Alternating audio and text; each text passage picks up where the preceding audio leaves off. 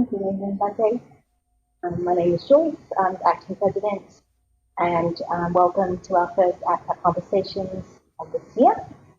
I'd like to do a welcome acknowledgement to country.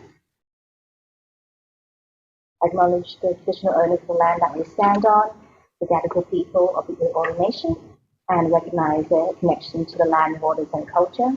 And we pay respects to the elders past, present, and emerging.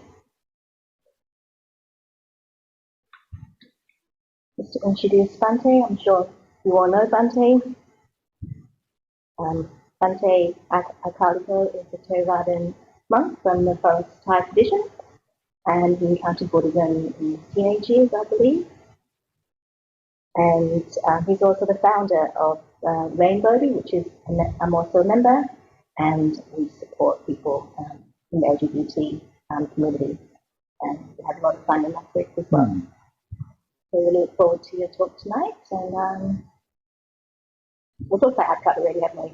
Or AABCAP, we run a lot of professional development activities for people who are in the helping professions, whether they be counsellors or psychologists or psychiatrists or mental health nurses, and we run activities that merge Buddhism with Western therapy.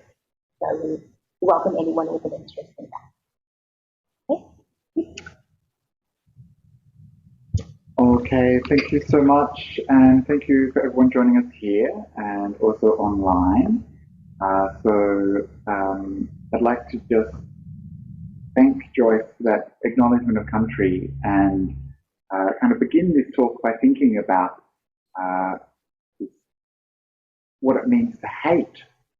And whenever I speak to our First Nations people, they don't seem to have a lot of hate in their heart about the colonisation that occurred in Australia. In fact, people that I speak to talk about how they can't allow themselves to have hate, because hate is something that just eats away at your peace. And so that was something I remember when I first heard that, I was shocked, because I thought it would be natural to have a lot of anger and hatred about the many, many injustices experienced by our First Nations people, but that there was this wisdom of hate being something that is an obstruction to peace. And so I'd just like to begin with that thought.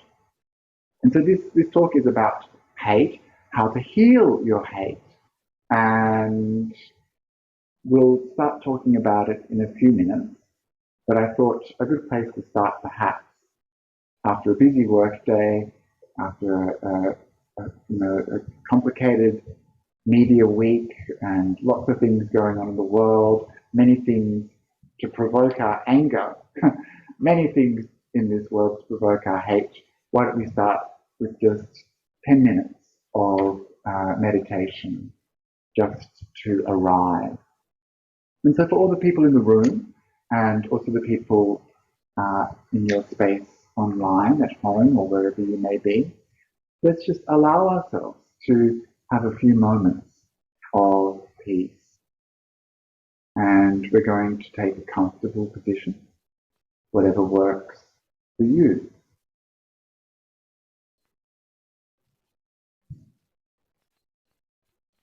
And as we begin, just with this awareness of being here now, and asking yourself, what are you holding on to right now? Might be some of the busyness of your day, might be an emotion related to an experience, might be a problem, something to solve, could be some planning, some worry, maybe some anxiety.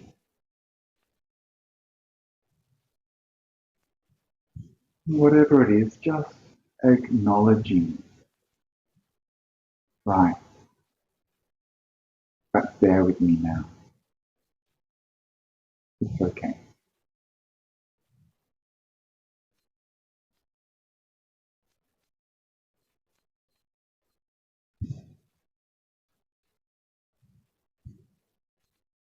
But already just by being, by closing our eyes, by turning away from the world, by being still, doing nothing, already started to let go.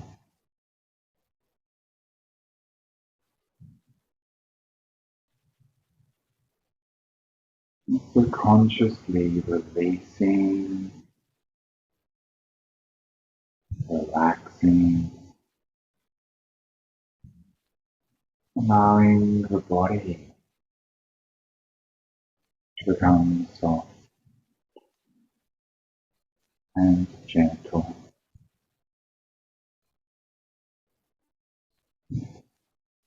allowing the muscles to relax,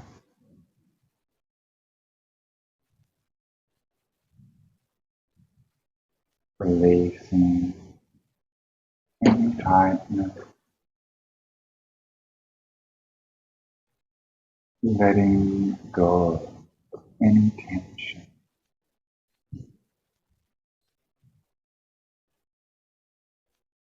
just enjoying this relaxed body.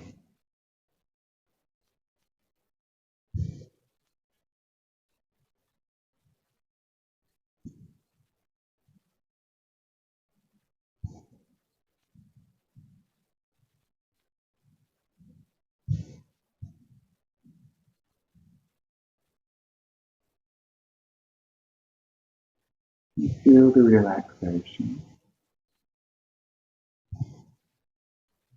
Before there was tightness, tension,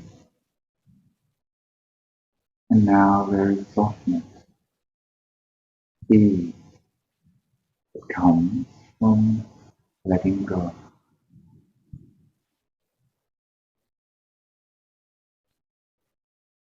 It's the same with the mind. Let go of the past.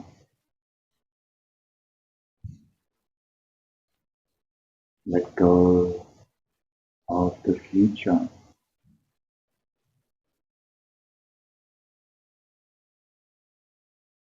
Being here, relaxed, present, calm, peaceful. Letting go of those things that obstruct your peace.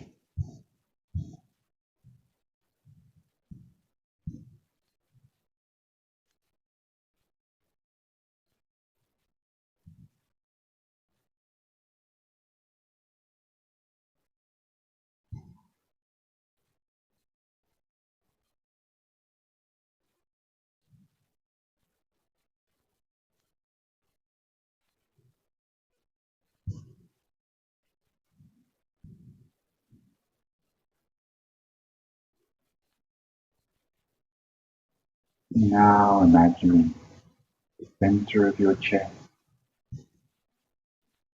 a soft, warm, glowing light, small sun.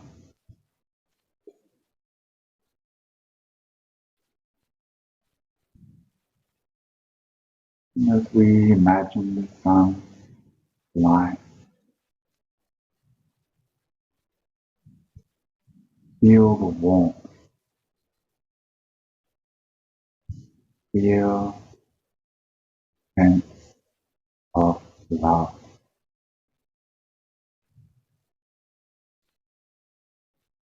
And we repeat the word, may I be happy. May I be happy. May I be happy.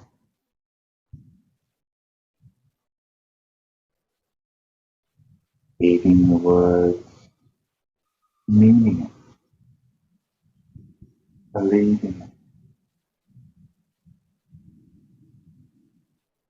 all being long, be happy. May I be. May I. May I be.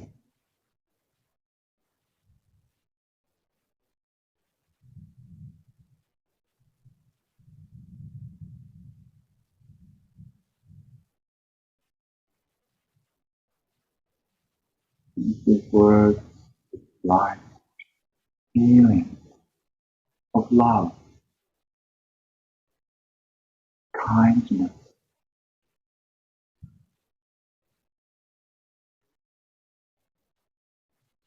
grows bigger, life growing brighter,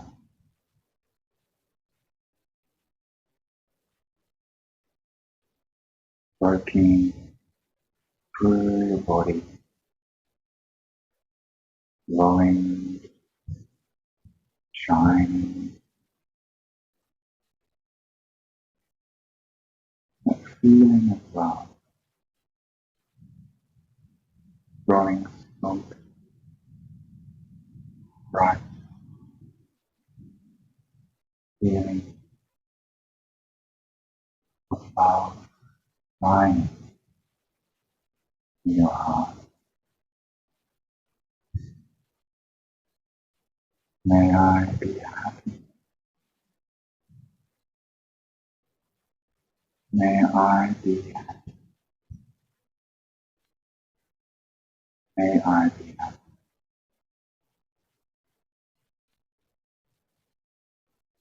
Allowing this light to grow, to radiate from your body, shining into the world, radiating ever out,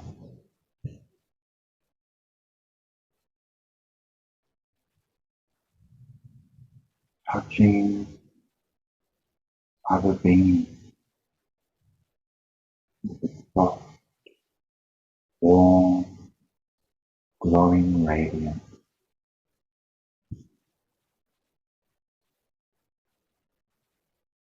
May these beings be happy. May they be happy. May they be happy. May they be happy.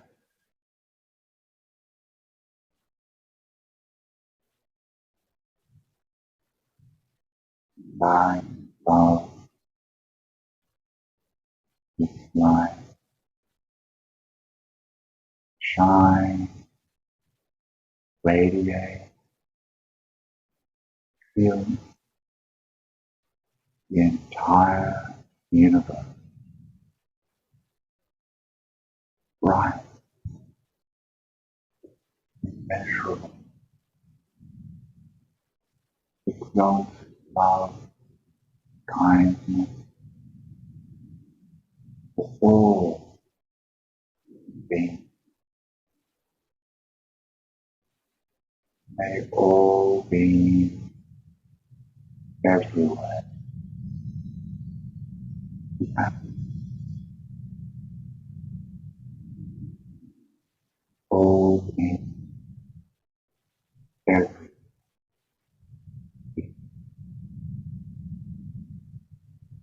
May all beings everywhere be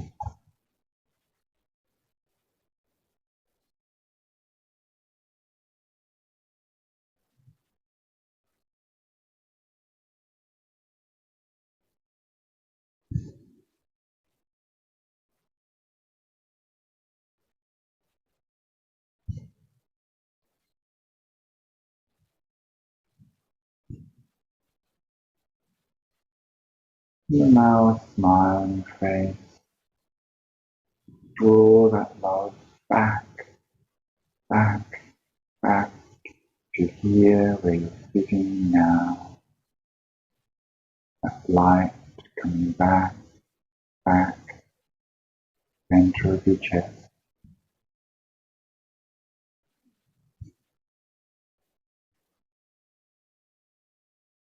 That love, that kindness, that feeling is always there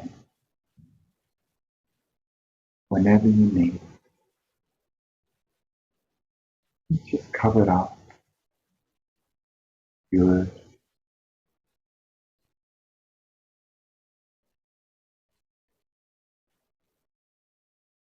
Always there inside you.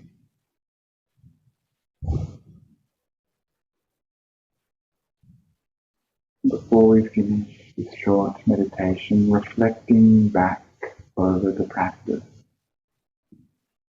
asking yourself, how do you feel now? Is it different from when you began? What were you holding on to? Were you able to let go?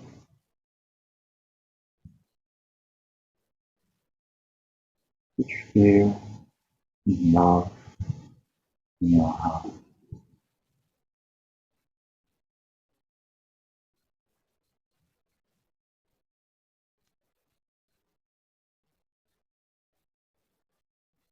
Now we'll relax our awareness, arise from the meditation, and when you're ready, gently opening the eyes. Very good. So the short metta practice. Of course, metta is well known as the antidote to all our hate, but it's sometimes something that is difficult to bring into our real life. Yeah, very easy to practice metta on the cushion in our safe space. Very difficult to take that metta out into the world.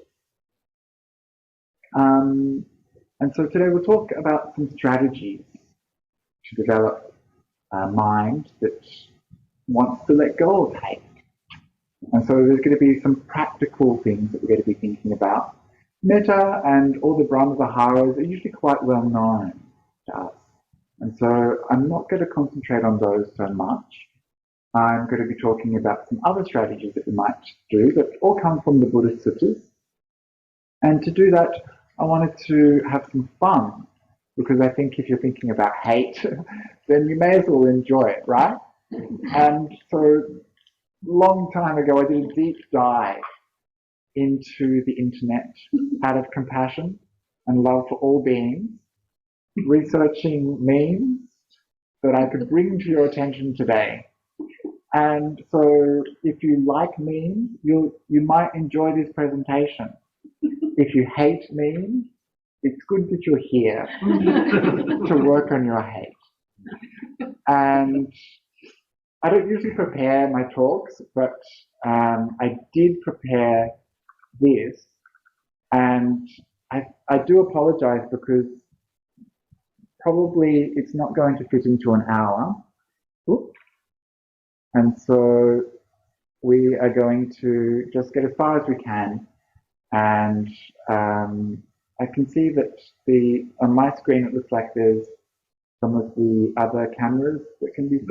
On the other. Okay, so hopefully everyone can see the screen. And so this is my starting point. Doesn't this look fun? No? Okay, maybe I was wrong. So this is How to Heal Your Hate. And this, of course, is Emperor Palpatine looking like he's really enjoying the hate that is literally coming through his fingers. So, of course, this is the wisdom from the Buddha here. He says, hatred is never appeased by hate. It is only appeased by love. This is an eternal truth. And so this is something we hear so much, that we cannot use hate to overcome hate. We understand that the path away from hate is love, and yet it's something that can be incredibly difficult for us to practice. We have an understanding that hate is not compatible with a spiritual path. We have this knowledge, we have this awareness that there's this difference between being a spiritual person and a person who experiences hate, right? And so this is true and also yet not true. This is something that might be an aspiration, but not yet a reality in our lives. And so this is the area that I want to start teasing out today. I want us to do a little reality check about hate. I wonder, just looking at the people in this room, and also the people in the privacy of their room, if you experience hate in your life, could you just raise a little finger? Okay, pretty much everyone here. You want to know a horrifying statistic I heard once? 90% of us, apparently, have thoughts of harming others. Isn't that comforting? So 90% of the people in this room at any given moment might want to hurt you. Well, I'll come back to that, but for the time being, we've got this idea that perhaps meditation is going to help us become more peaceful and calm. And I don't know how you're feeling after the metta meditation. Does it work? Yeah? If only we could do it all the time. If only we could meditate constantly on our cushion, then we wouldn't have any problems, would we? Or would we? Would the hate come up into your mind eventually? Perhaps. One problem, however, is that if we have this dichotomy that hate is not spiritual, and we think that we are spiritual, we're going to run into a problem. So I asked before if you have hate in your heart. Everyone said yes. Now I'm asking, are you a spiritual person? Yes?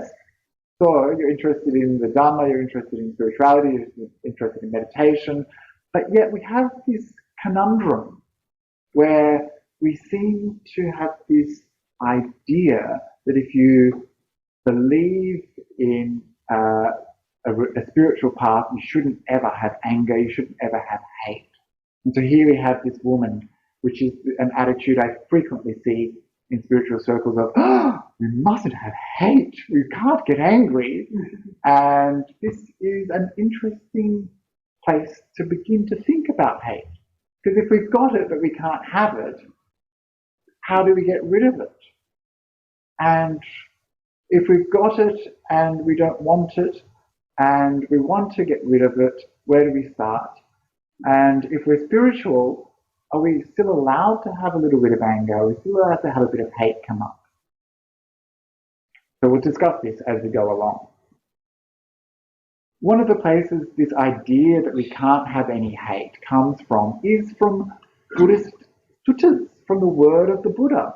I should have said there's a content warning here. Please forgive me, I did mean to.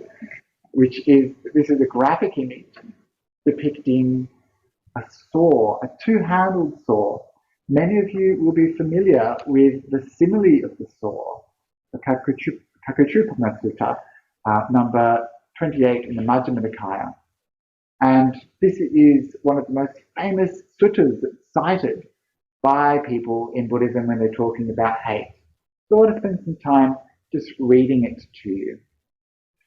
Even if low-down bandits were to sever you your limb from limb, anyone who had a malevolent thought on that account would not be following my instructions. This is the Buddha speaking. If that happens, you should train like this. Our minds will remain unaffected. We will blurt out no bad words. We will remain full of compassion with a heart of love and no secret hate. We will meditate spreading a heart of love to that person, and with them as a basis, we will meditate spreading a heart of love to everyone in the world. Abundant, expansive, limitless, free of enmity and ill will. I'm just going to pause there for a moment to check in. So is that the kind of mind that you have in your practice? That you can imagine someone coming along with a saw and chopping you in that image from a very delicate area. And this is a practice that apparently was quite common at the time of the Buddha and throughout history, actually. So it's good we live in an age where this is not likely to happen to us as some sort of punishment. But could you imagine someone severing your limb and you're not even giving rise to a thought of hate? No? Tricky? Maybe just a little bit of slight irritation might come into your mind. And so this is a very high standard of practice, right? This is something which is really not going to be easy for us to achieve.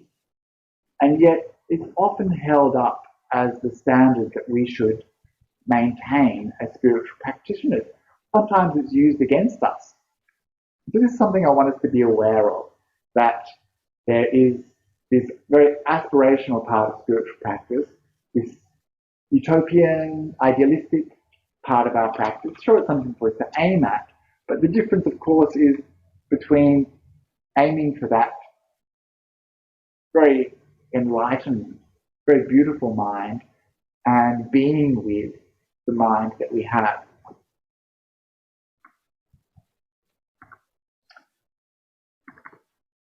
And so that's the simile of the sword.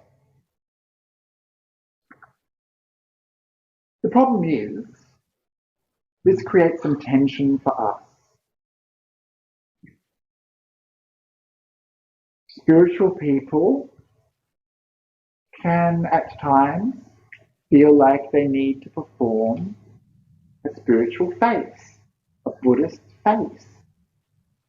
You may be feeling anger and hate, but because we've been told that these things are not spiritual, we shove them down deep inside. We try to hide them.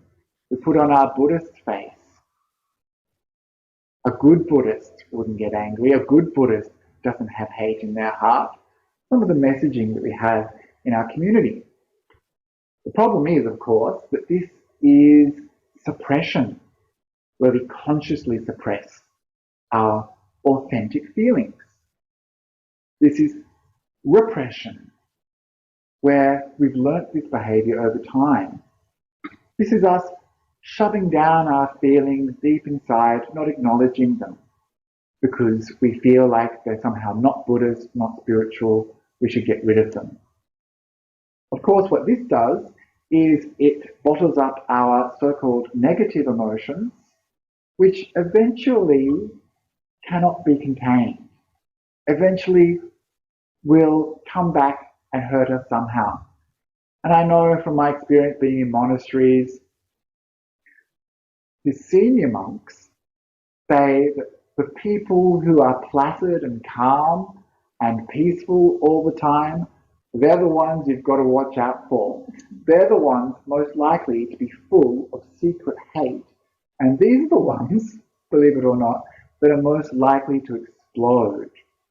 And I've seen this myself actually with people who have very performative spiritual presence, and they perform a very pious, very overtly peaceful.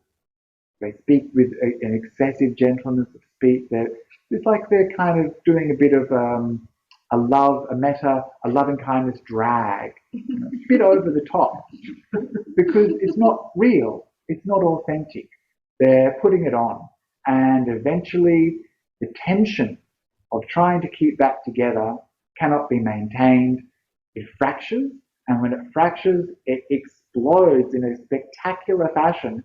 And it turns out actually that they weren't peaceful, they weren't free from hate, they weren't free from anger after all. So this is a problem for us. Another problem is that if you're a spiritual person, you might end up thinking that you're better than other people, that you have less hate, that you have less anger, that you are sorted, and you might become spiritually smug and judge other people. If they get angry, if they have some hate, you might weaponize your spirituality and judge and harm others. So we need to be very, very clear about what is going on in us. We've said that we have hate in our hearts, and that's good. All the people in this room, perhaps those people watching at home, if you put your finger up and said, yes, I have hate, wonderful, because you know that you have this. It's much better to know that it's there than to pretend that it's not there. Much better to know that you have a problem than to not know that you have a problem, because if you know, then you can work on it. Then you've got something to solve, something to sort. You have a starting point. Whereas if you delude yourself into thinking that you're magically more spiritual, more enlightened, better than others because of your spiritual practice, because you do 2 minutes of metta meditation from time to time, if you think that this somehow makes you better than others, but don't acknowledge you still have work to do, then not only do you have hate, which is a defilement, but you're also deluded, which is a defilement. So you're doubling your defilement. So if you know that you have hate, wonderful, very good. That's a good place to start. Knowing that it's there, we can work on it. Otherwise, we have this cognitive dissonance where we think that because we're Buddhist, we can't have hate, or because we're spiritual, we can't be angry, or even things, more broadly, like, I'm a good person. Good people don't get angry, therefore I don't get angry. But it's not true. You get angry. Ask people around you. See yourself clearly. Or more broadly, something like, I've got Asian friends, I can't be racist. Or I'm a nice guy, I can't have misogynistic thoughts.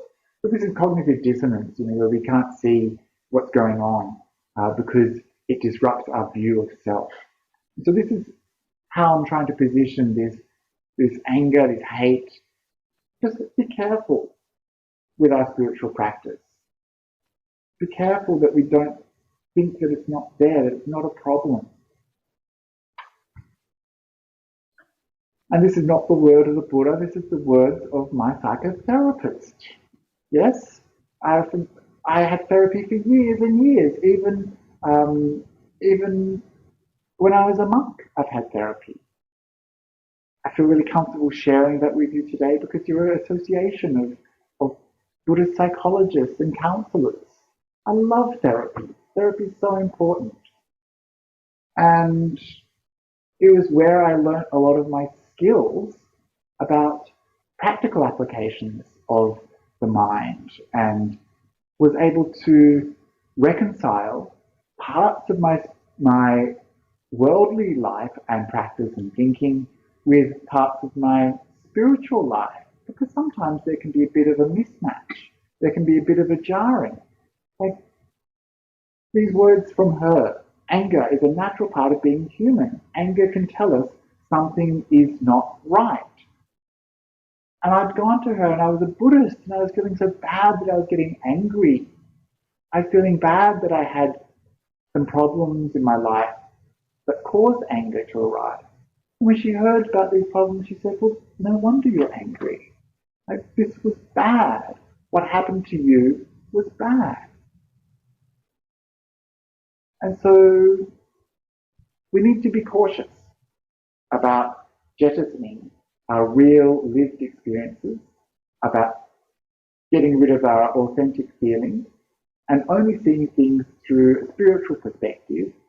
Again, that simile of the saw, words of the Buddha, something to aspire to, but not something to impose prematurely, not something to magically fast forward to if you're not there yet. This is a long path. And there's going to be moments in our life where anger or frustration will arise, and we live in a complicated world. Here we have this image of some suffragettes, and I can't express how much I love this woman at the front, who just looks so incredibly indomitable, formidable woman with her sign saying, "We will have what we want." And the other image there is an image of a march for marriage equality, and a sign saying, "Deal with it," with some love hearts. So another aspect of our complicated spiritual lives is that we're not alone. We live in a community, we live in a society, and that society impacts us, affects us all the time, and happens to us, actually. So there's some Buddhists who will say, oh, you can't get angry about social injustice, or you shouldn't feel like, you know, this is a very worldly thing, don't get involved, just be detached. That you can't change it, you know, there's no point in trying. But all of us usually agree that we want there to be kindness and equality and fairness in the world. Yeah? Hopefully. But yet, getting to that place is somehow not spiritual. We believe in love and kindness and compassion for all. That's spiritual. But doing the work to make the world reflect that is somehow regarded as not spiritual. And so often you hear this dialogue from Buddhists saying, oh, you shouldn't go out and protest, you shouldn't sign petitions, you shouldn't do this, you shouldn't do that, it's not spiritual. And I just want to bring that up as an issue, because often anger or frustration is regarded as unspiritual, and therefore people think that you shouldn't get involved in something like Black Lives Matter or a protest about equality, because it looks like you're expressing some sort of hate or anger or frustration. But I want to start teasing out some of these ideas a little bit and to maybe question that narrative. It's very easy to shut down people by saying, oh, you're angry. Very easy to shut down people saying, oh, it's not spiritual to do that thing. But I don't think that's very helpful, because what it does, as this image shows, is it denies the complexity of human experience. And I often meet in consciousness circles and Buddhist circles people who are like, no bad vibes, man, and positive vibes only. And you know, this is great if you're feeling good and you're feeling in a good place. But if you're going through a hard time, or if you're being oppressed, or if you're being hurt or abused or anything like that, then this is a denial of reality. So this is something that we need to be aware of also. And moving more towards the Buddhist direction now, I've called this slide the landscape of hate in early Buddhist thought. And there's a lot of words here that are in the Pali language, which is the words from the language from the time of the Buddha. And we see that there's lots of different kinds of hate. There's aversion, which is one of the dosa, hatred, aversion is one of the 3 unwholesome roots. Vyapada, or Vyapada, ill will, malice, one of the 5 hindrances, one of the 10 fetters, one of the defilements, the kilesas, one of the wrong intentions, it's one of the upakilesas. We also have patika, which is repugnance or grudge, resentment, anger. Krodha, anger. Vera, enmity. Vihimsa, hatred, cruelty, harm. We have hostility, and we have resentment. So that's good to know, isn't it? It's good to know that these things were also around at the time of the Buddha. They're not just modern inventions. And we also have a similar amount of synonyms to describe these things that we use. We might even think about like a sliding scale starts maybe with some resistance, some mild irritation, which might become some annoyance, might become some frustration, might become something like dislike. Like can become resentment. Resentment can become ill will, hatred. Hatred can become hostility, cruelty, hurting. And there's so many different types of hate. There's so many different aspects of it. What I'm cautious of is just thinking that there's one kind of thing. There's only hate or there's only anger. Things are much more nuanced. Things are much more difficult to categorize. And one of the things that we can do as meditators is to start to understand how these things appear in the mind, what they feel like, how they affect our being, and just to name them, to see them as being different, differentiating them from each other. And this is very helpful because it means that you can see that when you have a little bit of irritation, sure, it's of the same flavour as hate, it's of the same impulse, the same sort of mood, but it's not the same as something like hatred, which is cruel and hostile and wants to harm others. So it's good to break these things down and to see how we get from one to the other, and it can happen remarkably quickly. And so maybe this is why the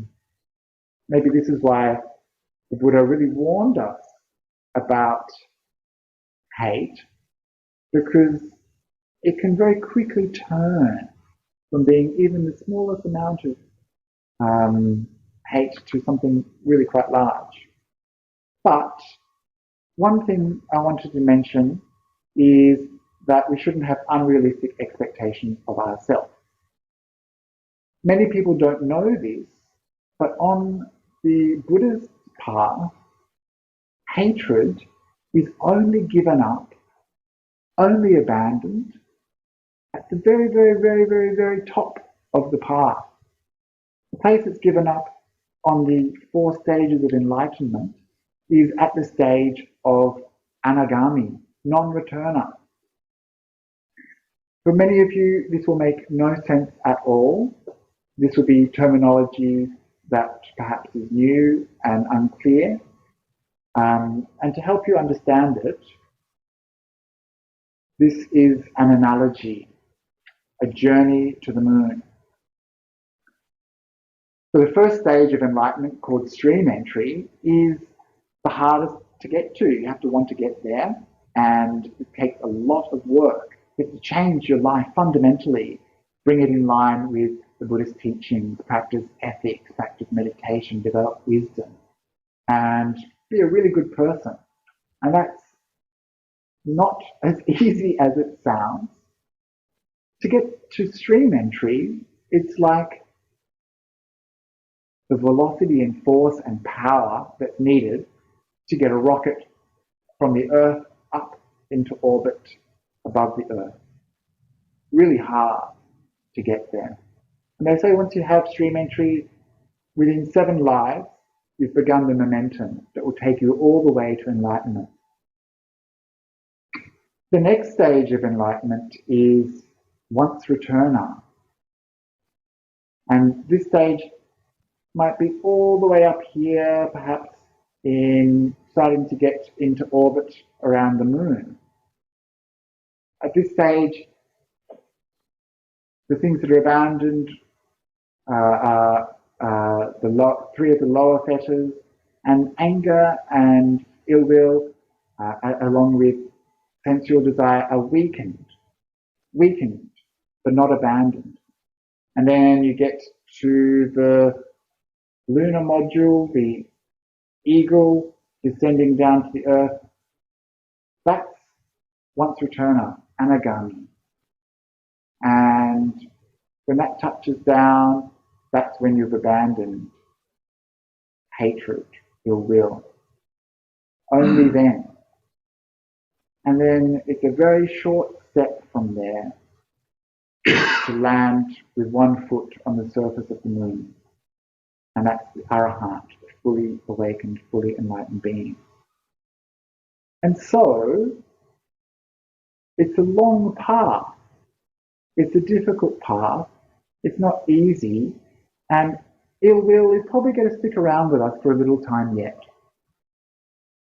So don't be surprised, my good friends, if it comes up from time to time in your life. Don't be surprised if it comes up in your practice. It's okay. You're not enlightened. You're not yet a stream enterer. You're not yet a once returner. You're not an anagami, a non-returner. You're not an arahant. So it's okay. Relax. You just keep going. So we need to understand what's going on when hate comes into our mind. Buddha says there are two conditions for the arising of hate. What two? The feature of repulsion, this is patigha, the word we saw before. The feature of repulsion and improper attention, this is ayoniso manasikara. The feature of repulsion and improper attention, these are the two conditions for the arising of hate. So we need an external object or a thought that is repulsive to us, that causes some resistance to our mind, something that we don't like. And then, when that arises, we don't see it properly. We have wrong attention, ayoniso manasikara. And this wrong attention is not recognizing it for what it is. It's not seeing the difference between wholesome and unwholesome. When we have hatred in our mind, we feed it. Our mind returns to the object of hate over and over and over again, and that returning to that object is the nutriment which makes the hate grow stronger. So you see this in your own meditation practice when you remember something that happened to you or someone who hurt you. If it just came into your mind and you could let it go really quickly, it wouldn't be a problem. But the mind returns over and over again to this thought, this memory, this pain, this harm. And that returning over and over again builds it up, makes it strong and powerful. And then before you know it, it's completely overwhelmed your mind. There's a mistake, though, in thinking that this hate is external to us. It arises dependent upon external conditions, but is within us. We haven't abandoned it. So it's easy to think that you could perhaps rearrange your life where you didn't interact with people who annoy you, or that you could turn off the media and not hear news that doesn't appeal to you, or switch off politicians that you don't agree with. If only you could rearrange your life so that you didn't have to have any hate come up in your mind based upon an external object or person. But of course we know that this isn't possible, and of course we know that this object of hate changes constantly. It changes constantly because it is not external, it is within us. You can really like chocolate cake for a few months, but if you have enough of it, you'll get sick of it. The mind changes towards that object. You've fallen out of love with someone. You've had friendships that have fallen apart. You used to like that television show, but now you hate it. And also people you used to hate in the office end up being good friends. So we can't say that this is an external thing. It's something that resides within us. And I wish that I had a really profound reason for including this, but I actually just thought it was funny. But it did make me think a little bit about how we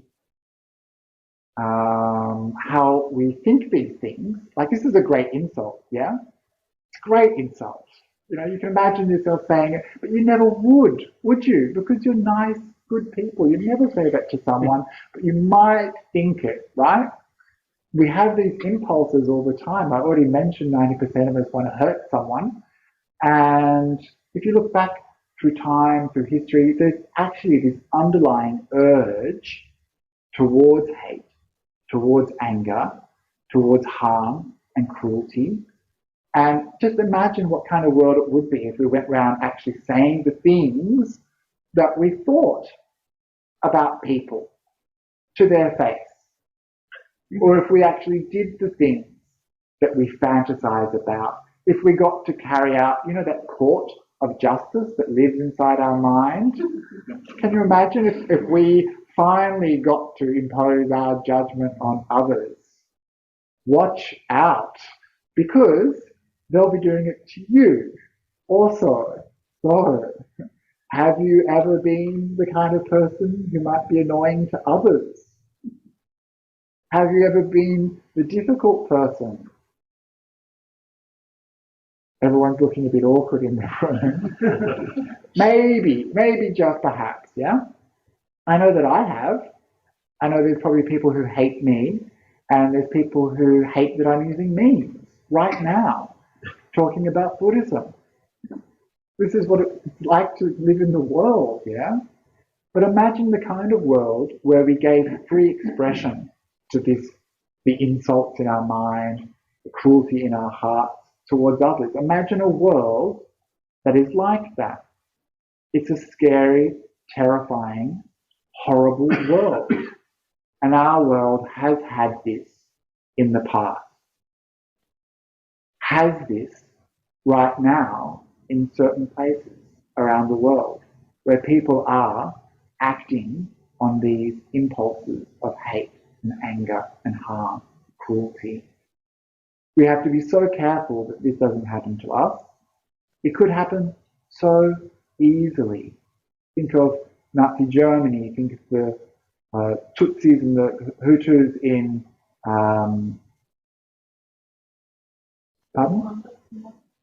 Rwanda, and think of all the occasions in the past where war occurred, and think of all the times when people hurt each other. So this impulse is something to watch out for.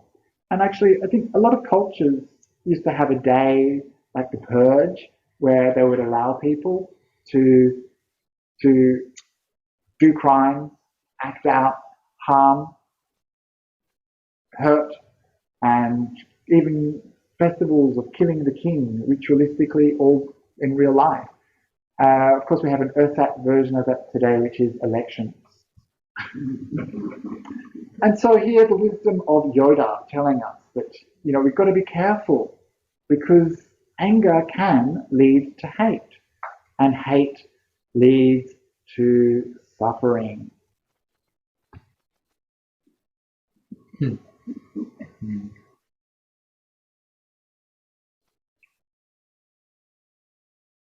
There's some enjoyment in hate. It's difficult for us to accept, but we really like hating. There's a gratification. The Buddha talked about three things. He talked about the gratification of a defilement, which is that it feels really nice to hate on someone. You've done it, haven't you? In your mind, yeah? You feel so energized. You feel alive, yeah? So good to hate, you know? You get bubbling energy up inside of you. You feel powerful and strong, and it's enjoyable. Yeah, this is why people do it, right? This is why there's undercurrents in our society of jokes, of trolling, of bullying, of harm. And it's something that people seem to enjoy. So that's a hard truth to accept. But there is a gratification. There is a gratification in anger and hatred. Of course,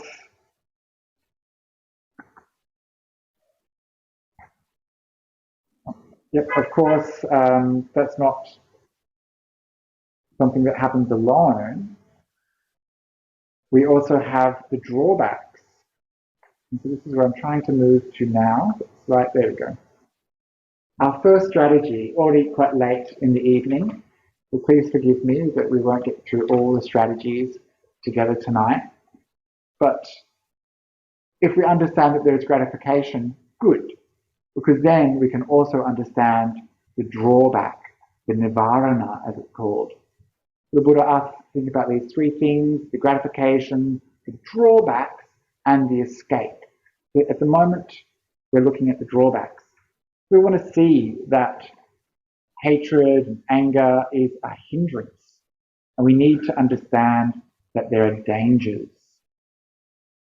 And the image that the Buddha used to describe ill will in a famous set of similes which use the image of a bowl of water. So a bowl of water is good because you can look into it and see clearly, yeah? There's this image of clarity and calm. When it's calm and still, then you can see your reflection. You can see what's going on. This is the metaphor, a simile for meditation. When our mind is calm and clear, we can see what's going on. We can see all the way down, all the way through, see things as they really are. But when there is a hindrance in our mind, then we can't see clearly. So he used the image of a boiling pot of water to describe ill will, bubbling, boiling, hot, and volatile, yeah?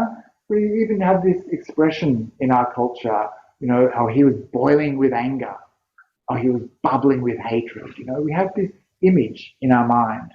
This is a famous image that the Buddha used, and it's a useful one to remember. Because if you're feeling this anger bubbling up inside of you, turn down the heat. You're the one that's turning up the heat. Turn it down. The other image he used was the image of a sick person. A person who, you know how it is when you're sick, you can't enjoy anything. Nothing tastes right, nothing feels good, you feel horrible, everything is bad, nothing is enjoyable. And when we have anger, we can't enjoy anything. The mind's pretty simple. When we've got anger and hatred, that's what the mind is full of. It's very difficult to have a good time. You know, you've had a frustrating day, or you've got some anger from work, and you go home and you shove your bag down, you slam the door, you let everyone know you're having a bad time. But when that anger or hatred is gone, then it's like becoming better, becoming well. This is the difference. And when you see it in your mind, when you've got anger in your mind, you're not enjoying it. You're not peaceful. You're not calm. You're not relaxed. You're full of anger and you're not having a good time. And when that goes, you feel good. You let go. Just like at the beginning of the practice, we did the meditation. When you let go, you see it doesn't need to be there. I'm going to skip ahead a little bit to this next strategy, which is to let go. And of course, I want you to remember, as I'm very much aware, that it's very easy for someone to say, just let go. And it's very difficult to do. And sometimes if someone says to you, just let go, and you're like, yeah, I'm trying, you know, I can't, I've done that, I want to, but I can't, you know. And it really depends on just how solid the thing that is holding you back from letting go is.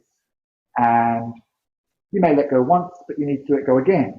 It's not a one-time thing necessarily. And so as other people who might say this to our friends and family, just let it go. Make sure that you're doing such a kind of advice giving with gentleness and kindness and not too much judgment, you know. Like, yeah, we want to let go of this stuff, but we can't force it.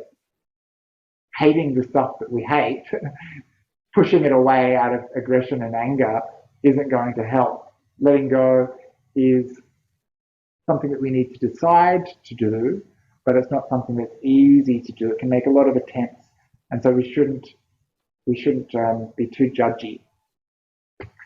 So in the Lekha Sutta, the Buddha used a series of images to talk about how to let go and why we need to. And this is a sutta. Lekha means etching or inscription. And so he said there's three types of people that exist in the world that can be compared to an inscription. And the first type of person who hates, their hatred is like a line drawn in the rock. And so for some of us, there's going to be some things in our life that is very heavy, that is very solid, that is deeply carved into a rock. And when it's carved into a rock, it's pretty permanent. It feels very difficult for that to be eroded, to be removed. It stays there for a long time. And so if you have something that comes up for yourself, it might seem like it's going to be there forever. It might feel like it's going to be permanent. But over time, it'll eventually erode. It'll eventually go away. Or you could be the kind of person who, when anger or hate appears, it's like a line drawn in the sand. Eventually, the wind or the waves will take it away. And this is the kind of person, hatred or anger sits with them just for a little while, not too long, not too short, stays there for a little bit before it disappears. But the best kind of person, the Buddha said, was someone who has anger like a line drawn in the water. As soon as it is drawn, it disappears, gone. They let it go really quickly. And this is something that we can learn in our meditation practice, actually. That when we see these things come into the mind, we have a choice. Do we want to get on the angry train and go to hatred town? Or do we just want to stand on the platform and watch it go by? We do have a choice. We create space in our heart when we meditate. We create a place where we can sit back a little bit so that we don't get instantly involved. We understand the drawbacks. We understand the danger of getting involved. And so we sit back. We don't get on that train straight away. And so this is how we start to practice letting go very quickly, very clearly in our minds. We see this thing come up. You see it. That's the important thing. You've developed mindfulness. You have wise attention. You understand the drawbacks, the dangers. And so when it comes up, you're like, uh-oh, hang on a second. And you have a choice. Sometimes that choice will be taken away before you get to see it properly. But as we get better in our practice, these things come up and they disappear much faster. And I can say this is something that I've learnt over the years that I've been practicing meditation, that it doesn't have to last forever, and it does go away much quicker for me now when it comes into my mind.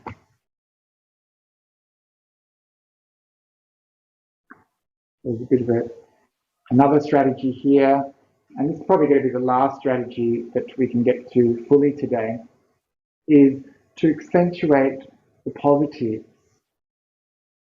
And this is a very practical series of images that I'm going to present now, which come from the Venerable Sariputta.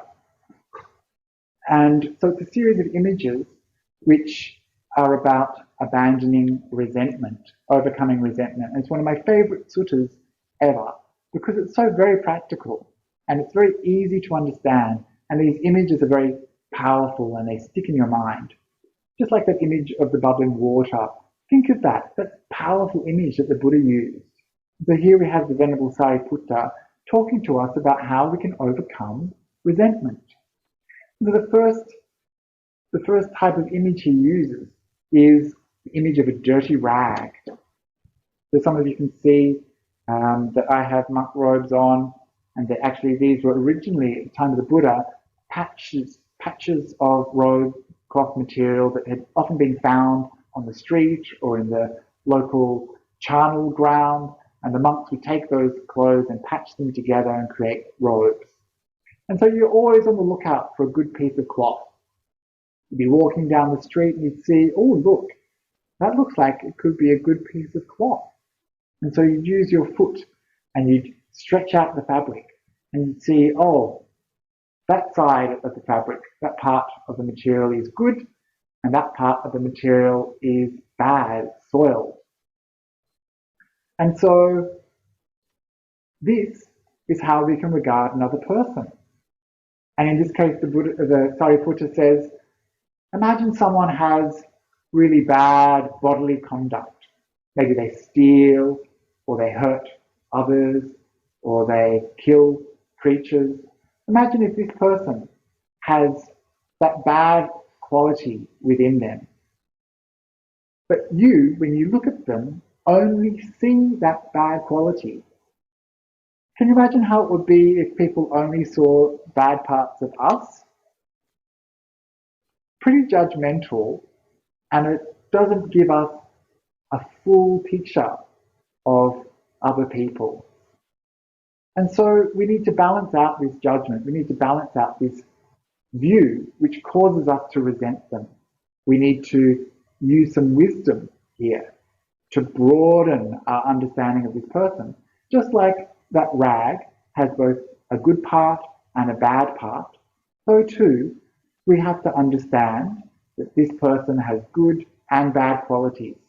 And if we only attend to the bad, resentment and anger and hatred will come into our mind. But if we can balance it out, acknowledge it, see that it's there, and then attend to their good qualities, then we can have a mind which is much kinder, much more gentle, because we've seen that they have good qualities. Isn't this how you wish people would look at you? And the second image is kind of similar concept. We have a pond covered in water. Weeds on the water. And we have a person who is, they have poor speech. They lie. They're deceitful and they cause trouble. They're divisive. They use bad words that harm others, things like that. And we are the person who is hot and thirsty. You know, when you get a bit anger, you start to get a bit hot. You start to boil up, bubble. You're hot. You need to cool down. And so you want to dive into this water, but it's covered in weeds and plants. So what do? You gently push the weeds apart, revealing the cool, clear, calm water beneath. And then you can dive in and experience the coolness. You can quench your anger. So in the same way here, we have this image of moving aside the bad qualities of someone and seeing and really taking ourselves into their good qualities. This image is of a cow's hoofprint filled with water. This is the image that Sariputta uses next to describe the kind of person who doesn't have, who has bad speech, bad behavior, and also doesn't have any redeeming qualities, doesn't have an open heart, doesn't have a good mind. This is the kind of person that has no good qualities at all. You can't. And so this person, we're supposed to get down. Actually, I could be wrong there. I think maybe it's the kind of person who has both of these qualities, but still has an open mind. And there we have to get down on our hands and knees and really suck up that water because we're hot, we're thirsty. We really want to cool down.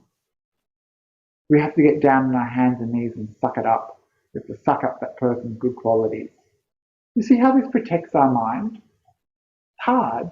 Like, why should I have to let go of the part that is causing me to hate them? Isn't that the enjoyable bit? Isn't that the fun part? You know? But actually you see that you're suffering when you have this kind of mind. And it's that co-arising of wrong attention And that object of repulsion that I mentioned at the beginning, that those two things coming together, which causes us to have hate. So if we can remove being the object of repulsion, then we can cut out some of the hate. And so this person is the person who doesn't have any good qualities whatsoever, who is the kind of person that is like a traveller lost in the desert, sick and hungry, without any food or water. And here the approach that Sariputta says we should take shifts. Instead of trying to balance it out, and there's nothing good to see, apparently. Perhaps we have some people like this in our lives. Perhaps we're that person to other people. But here we have to just realize, okay, there's nothing I can do. All I can have is compassion, thinking, may they be safe. May they find food. May they protect themselves. May they get the support they need. And the last image here is the image of a cool pool in a beautiful forest glade.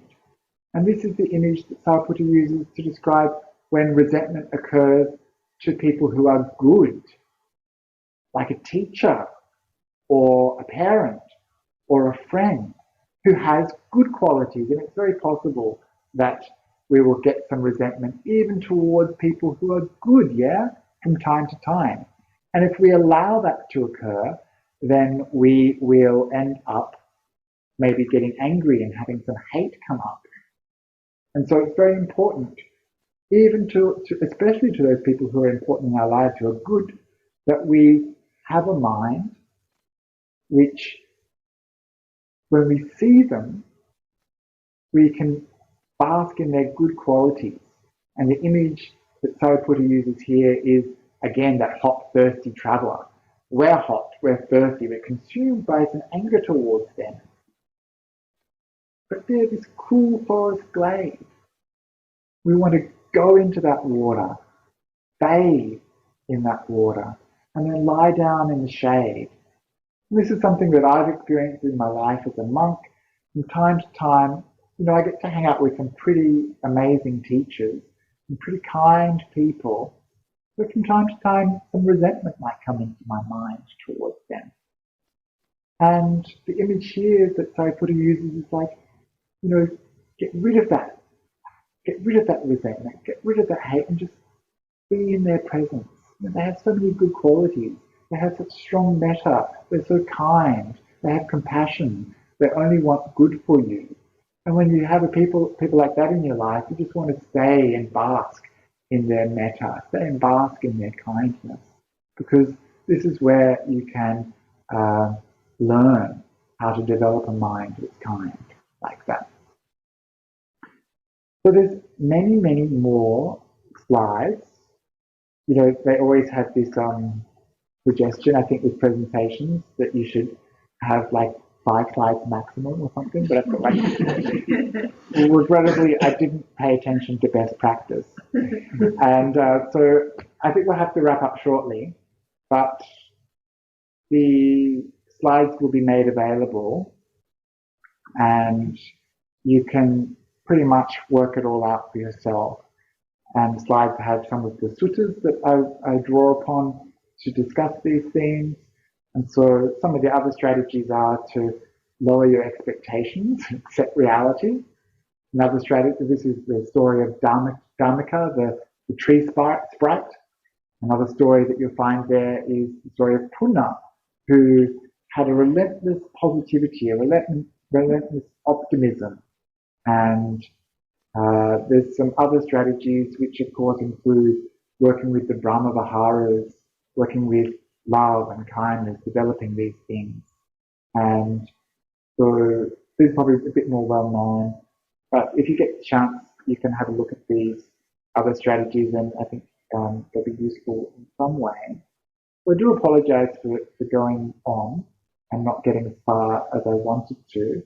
I don't know if there's some questions already in the chat, but we welcome you to, we've got some time for questions. So if you'd like to put some questions in the chat, and there's also people in the room who might have some comments. or some questions. So if you do, let's start with people in the room. If you've got a question, Nalushi. A short question. I think it's like to ask a question. Like sometimes you might feel that by completely letting go or forgetting something, you're not looking, that was something from the past, or you're kind of letting someone get away with it. I know it's much more complicated than that, but like that's just like a feeling of what might come up. How do you sort of process that or reconcile? Yeah, so the question for those listening was, sometimes you might have something in the past and it was really that really hurt you, and it's hard to let go of that because that would be like letting them win. I'm paraphrasing here. But it's kind of the feeling, isn't it? Like if you let go of that, then you're not honouring the injustice and the pain that you experience. And that's why I think at the beginning I mentioned the experience of First Nations people that I've encountered, where they say, this just eats you up. And this is something that I've come to understand because when I experience those things in my own mind from the past, I see that my peace is disturbed and gone. And I have to acknowledge that there's nothing that I can do to change the past. So this is the first thing, is understanding what happened in the past is unchangeable. But recognizing that the feelings that you experience now are authentic, that they're a result of that action. The past isn't entirely left behind, those things we experience here and now. The difference is that we start to have some choice in how we relate to those experiences now, the memories. We have a choice and we can create some space. And I think the most important part of letting go is deciding to let go. And that's something that I remind myself. Oh, Akaliko, there's that thing again. I want to let it go. And it's like a little ceremony, a little ritual that you can do to decide to let go. Because carrying it around is heavy and burdensome. Ajahn Brahm says it's like having some shit in your pocket. And it's a great image, right? And he says, it stinks and it's sticky and no one wants it. No one wants to carry around shit in your pocket. And so this is something you can also do, is like imagine yourself like just getting it out. But I think it's fair to acknowledge that you were hurt. It's fair to acknowledge that there was some injustice, that people were wrong, or that people caused you harm. That's fine. So that's the awareness that you need to have, and you have to honour that. You can't just magic it away. But what you can be more careful with is your response to those things. So create some space so you can acknowledge it and react less. That may be that reacting will still come. It may be that you have to let go over and over and over again. But the reason that we're letting go is so that we can have some peace. Can't do anything about these people. They may not even have known that they hurt you. And the only person whose mind you're going to be able to affect is your own. And so you want some peace. You have to acknowledge this is not causing me any happiness. But again, it's a process and it takes time. And no one has the right to tell you that you should have forgotten about this or that, because these things are very idiosyncratic, and no one can tell you, oh, you should be over that, or you should have got rid of that. Only we can know. And the important thing is that even if those experiences are still there in the mind, they're weakening, becoming less and less. And of course, time itself will do that for us anyway. Are there any questions? Oh, yep, got one more, and then we'll take an online question. Your image of hatred seems to be hatred of others. Can you expand on the idea of hatred of self? Yes, so I did deliberately kind of keep the hate external today because I actually believe they're two different things, and most of us can relate to the hatred of others. Better or worse, not everyone can relate to the hatred of ourselves, and there's a lot of people who don't hate themselves. And this is why it's so difficult in the world when we encounter people who are just full of hate for themselves, full of self-loathing, and I know that their minds are actually completely different to the mind of someone who thinks that they're okay, and completely different again to the mind of someone who thinks they're great. You know, and it's a prison that we build for ourselves. The mind is our prison. The way we see ourselves conditions our experience so fundamentally.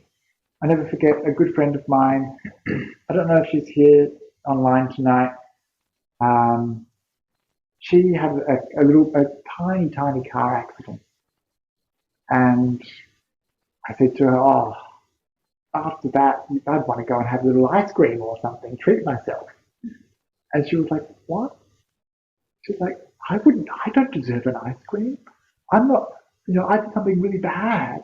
She just wanted to punish herself. And I was like, what? And we had this awareness that her mind was completely different to my mind. I don't have a lot of self-loathing. She had a lot. And this was the way that she saw her world. And it occurred to me then that this is what it's like for all of us. We're all speaking completely different languages in a way. And for the self-hate, it's a long and complicated process. And it's not something that can be just magicked away by a bit of meta-meditation. It's something that needs to be done consciously in the presence of another, through therapy or with a long-term spiritual friend. And the reason I say that is because we can't see ourselves clearly. And so people who have a lot of self-hate, they can't see their good qualities. They can't see them. And they need to have it pointed out to them, which is why it's good to have someone to challenge us when we have this repetitive thinking, this kind of mind which inclines towards that. And it's why it's good to have someone else to point out their good qualities and say, oh, I think you're being a bit hard on yourself. So I think it's another talk that maybe we could do another time. Mm-hmm. Are there any online questions? We've certainly got a lot of comments.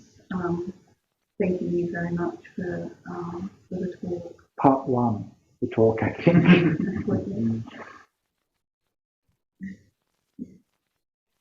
So we've asked people, we've invited people to send in their questions. Okay, people are always a little bit reluctant. Yeah. We've got one person who's raised their hand. Okay. Sadhu. Gabrielle, Bhante. thank you. Thank you so much for your talk. And in particular, I found it interesting the first part. It was a very good remind of how our minds can trick us and not see things. One thing that I was thinking is that hate is linked to ignorance, not knowing. And I think often that is what brings people to completely arrive to have anger, a hate. And so I would like if you can expand on how we can, the function of knowing, the function of, remove delusions, in particular about others, in particular about ourselves, our expectations, how this can maybe help, if it can help, ourselves to bypass this kind of feeling emotions. Then another thing is that very body linked. So often they the body reach sometimes with the body-mind connections about this. It's actually quite interesting. That's right.